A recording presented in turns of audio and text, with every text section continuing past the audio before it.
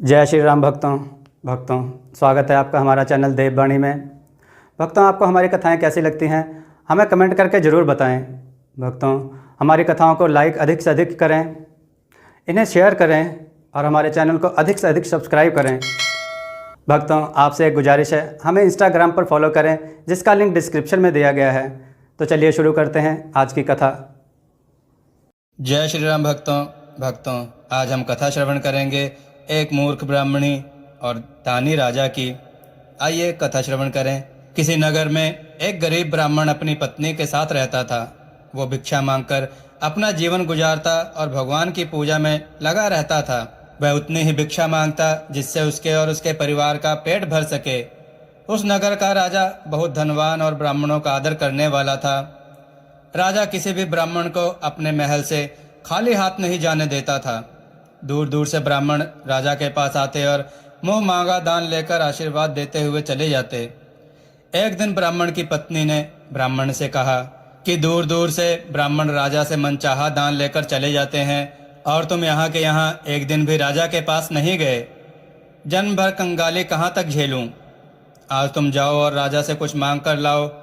ब्राह्मण ने अपनी पत्नी को समझाते हुए कहा, तू तो बावरी है, हमें धन की क्या जरूरत? हमें इतना तो मिल ही जाता है कि जिससे हम अपना पेट भर सकें, और राजा का धन अच्छा नहीं होता, वो हमें नहीं लेना चाहिए। ब्राह्मण की पत्नी जिद पर अड़ गई और बोली, मैं तुम्हारी एक भी बात नहीं सुनने वाली हूँ। कब तक हम कंगाली में जीते रहेंगे? तुम तो रोज माला लेकर बैठ जाते हो। अपने बच्चों को क्या खिलाएं और क्या पहनाएं? जब बच्चे दूसरे बच्चों को पहनते ओढ़ते और खाते पीते देखते हैं तो उनका मन भी ललचाता है। आज तुम राजा के पास जाओ, राजा बहुत भला व्यक्ति है, वो हमें जरूर मुंह मांगा दान देगा। मजबूर होकर ब्राह्मण राजा के महल की ओर चल दिया, पर राजा उस समय महल में नहीं था। ब्राह्मण को वापस लौटना पड़ा।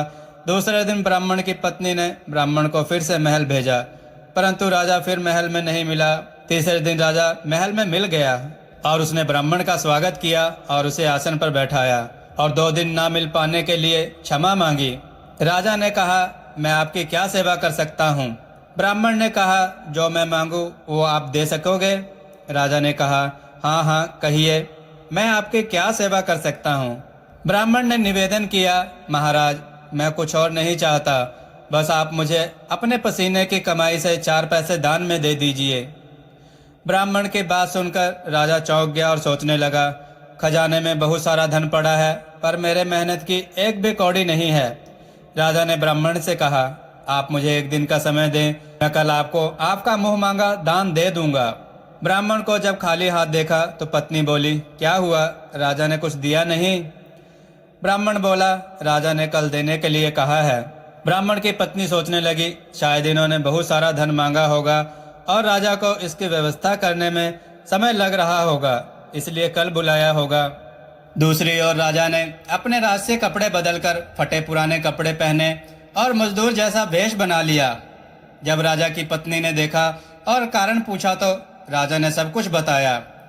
रानी बोली, मैं भी आपके साथ चलूंगी। राजा के हाँ कहने पर रानी भी पुरानी साड़ी पहनकर आ गई। इस प्रकार राजा रानी मजदूरी की तलाश में शहर में निकले। लोहारों के मोहल्ले में जाकर राजा ने आवाज लगाई, किसी को मजदूर चाहिए? मजदूर। आखिर एक लोहार ने उन्हें बुला लिया, जो पहिए पर हाल चढ़ाने की तैयारी कर रहा था। उसने राजा से कहा, देखो तुम्हें पहले खलात धोकनी पड़ेगी और जब आग आ जाए तो उसके बाद घन पीटना पड़ेगा। फिर रानी की ओर देखकर कहा, तुम्हें कुएं से पानी लेकर हौदी भरनी पड़ेगी और कोयले वाले घर से कोयला लेकर भट्टी में डालना होगा। तुम दोनों को दिन भर में 2-2 आने मिलेंगे। अगर काम पसंद हो तो बोलो, नहीं तो अपना रास्ता नापो। राजा रानी लुहार के बताए काम को करने लगे। राजा खलात धोकने लगा, पर उससे काम ठीक से नहीं हो पा रहा था। लोहार नाराज होकर राजा को ठीक से काम करने के लिए कहता। राजा जैसे तैसे अपना काम करने लगा। रानी भी कुएं से पानी भरकर लाने लगी। रानी के हाथ में फफोले पड़ गए। किसी तरह बड़ी कठिनाई से उसने पानी का हौज भरा। उसके बाद रानी कोयला लाकर भट्टी में झोंकने लगी। कोयला भरने से रानी के गोरे हाथ और कपड़े काले हो गए। भट्टी में आग आने पर लुहार ने पात भट्टी में से निकालकर पहिए पर जमाई और एक हथौड़ा अपने हाथ में लेकर और एक हथौड़ा राजा को देकर कहा, देखो बारी बारी से हथौड़ा इस पर पटकना, हाथ इधर उधर ना होने पाए। राजा जोर जोर से हथौड़ा पटकने लगा, लेकिन उसका निशाना ठीक नहीं बैठता था। कभी हथौड़ा हाल पर गिरता और कभी पहिए पर।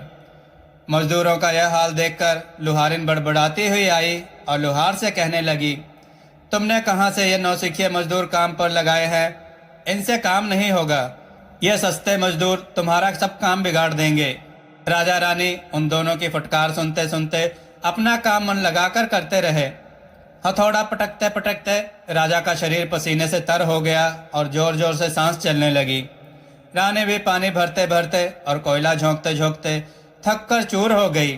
दोनों ने पूरे दिन बहुत मेहनत की। लुहार ने राजा रानी को 2-2 पैसे दिए, जिसे वे बड़ी खुशी खुशी लेकर महल आ गए। आज उन्हें पता चला कि मेहनत की कमाई कैसी होती है। राजा ने 4 पैसे अलग रख दिए और अगले दिन ब्राह्मण को बुलवाकर उसे दे दिए। ब्राह्मण राजा को आशीर्वाद देकर घर लौट गया और ब्राह्मणी से कहा, लो मैं राजा के यहाँ से दक्षिणा ले आया हूँ।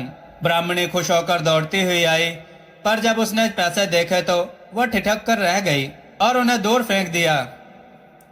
वो जल भुनकर ब्राह्मण से बोली, तुम जैसे दरिद्र से राजा के यहाँ जाकर भी कुछ ना मांगा गया, शर्म भी नहीं आती?